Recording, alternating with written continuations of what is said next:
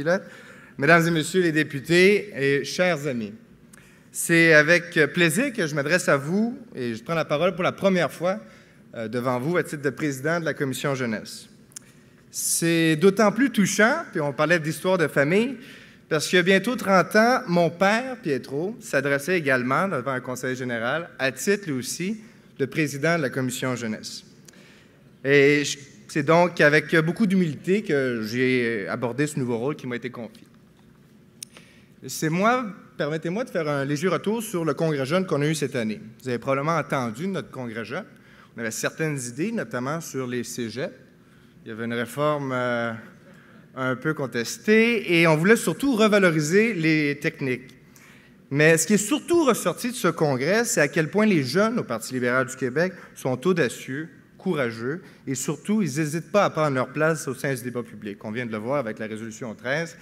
La CJ, on n'a pas peur de ce qu'on pense. Nos militants ont débattu d'enjeux durant ce congrès jeune-là, non pas sur un horizon de 4 ans, mais sur un horizon de 20 ans, voire 30 ans. Ils ont porté haut et fort la voix et les aspirations d'une génération, et les échos de cette voix ont été entendus cet après-midi lors de nos débats. Nous avons proposé, je vais faire un léger survol, des 4 propositions cet après-midi. Dans le premier cas, on a proposé une réforme du modèle d'immigration au Québec. On a adopté, avec un débat assez juste, je dirais. Alors, comme je disais, on a accordé plus d'importance aux compétences des immigrants sans toutefois renier la primauté de la langue française. Et je tiens à le dire, parce que ce qu'on veut, c'est des immigrants compétents qui arrivent avec les besoins de main-d'œuvre du Québec, sans oublier qu'au Québec, ça se passe en français. Et c'est un sujet à la Commission jeunesse qui est important parce qu'il y a 40 ans, c'est sous l'initiative de la Commission jeunesse qu'on a adopté la loi 22 qui a fait du français la langue officielle du Québec. Et ça, on en est très fiers. Mais il faut savoir que la diversité, c'est une richesse. Et nous nous devons de l'accueillir à bras ouverts. Avec les défis démographiques qui nous attendent, n'est-il pas normal et logique de faciliter l'immigration d'une personne compétente dans un domaine particulier? Il est anormal pour une société voulant se mesurer avec les meilleurs d'ignorer les compétences professionnelles des immigrants souhaitant s'établir chez nous. Mais on n'a pas juste fait ça. On a également proposé et adopté, grâce à votre aide, une réforme du mode des stagiaires et de l'emploi.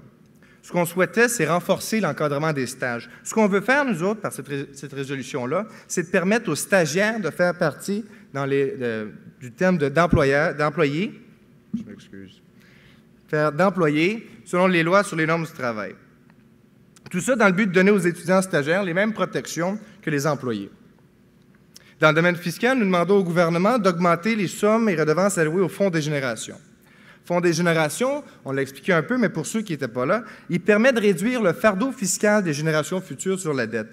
Nous étions d'ailleurs heureux d'apprendre, on reste dans le domaine de la fiscalité, à l'occasion du dernier discours du budget, que la totalité des revenus provenant du régime d'impôt minier sera versée au Fonds des générations dès 2015. Finalement, nous proposons au gouvernement d'adopter les projets de loi qui auraient pour effet de réserver au moins un siège sur les conseils d'administration des ordres professionnels à un jeune, qui serait évidemment membre de cet ordre. Il s'agit d'une excellente façon pour les jeunes de se faire entendre et d'avoir un mot à dire sur des décisions qui les affectent directement. Vous le savez, depuis l'élection d'avril dernier, nous avons réalisé l'ampleur du gouffre dans lequel étaient plongées les finances du Québec. Le budget de notre ministre des Finances faisait état des problèmes majeurs en matière de dépenses qui nous ont été malheureusement légués par la précédente administration péquiste.